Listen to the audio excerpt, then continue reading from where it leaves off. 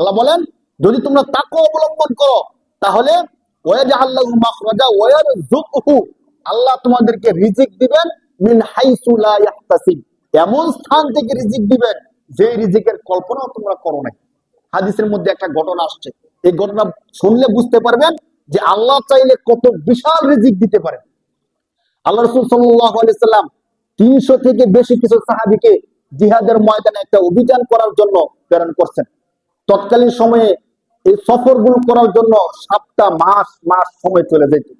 তো তারা সামান্য খাবার দাবার নিয়ে অভিযানের মধ্যে রওনা হয়েছে। 7টা যাওয়ার পরে তাদের খাবার দাবার সব শেষ হয়ে গেছে।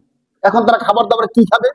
তারা বলছে যে খাবার দাবার শেষ হওয়ার পরে এমন পরিস্থিতি হয়েছে, আশেপাশেও খাবার নাই, আমাদের সাথেও খাবার নাই, আমরা গাছের পাতা খাওয়া শুরু করে দিচ্ছি।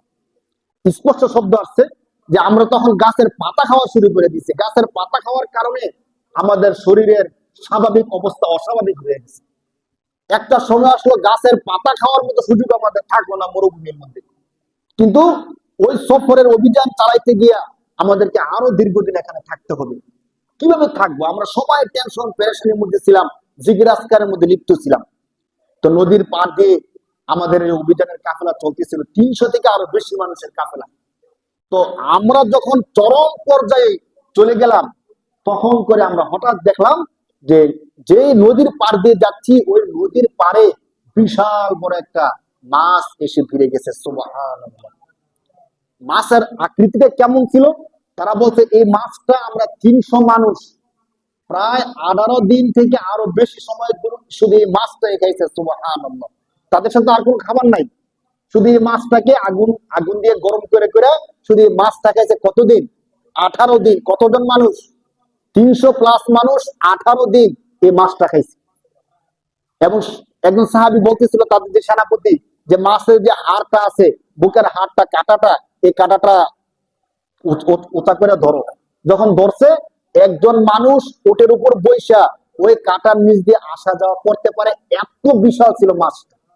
শুধু এতটুক না, তারা মাছ খাওয়ার পরে যখন অভিযান থেকে দেশে যাবে মদিনায়, তখন তারা তাদের প্রত্যেকের সাথে থাকা যে পাত্র আছে এই পাত্র ভর্তি করে মদিনায় নিয়ে গেছেন। আল্লাহ রাসূল সাল্লাল্লাহু আলাইহি সাল্লামের সামনে যখন এই ঘটনা বলছেন, আল্লাহ রাসূল বলেন, আরে এটা তো দুনিয়ার কোনো সাধারণ খাবার না, বরং আল্লাহর পক্ষ থেকে তোমাদের জন্য নিয়ামত স্বরূপ দেওয়া হয়েছে। সুবহানাল্লাহ।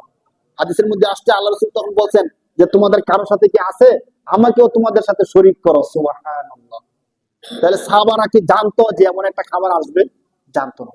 তারা যখন তাকওয়া অবলম্বন করছে, আল্লাহ পাক রব্বুল আলামিন এমন জায়গা থেকে তাদেরকে রিজিক দিয়েছেন। ওই যে কোরআন শরীফের আয়াত, কেউ যদি তাকওয়া অবলম্বন করে আল্লাহ তাআলা তাকে অপ্রত্যাশিত স্থান থেকে রিজিক দিবেন। এ ওয়াদা কার?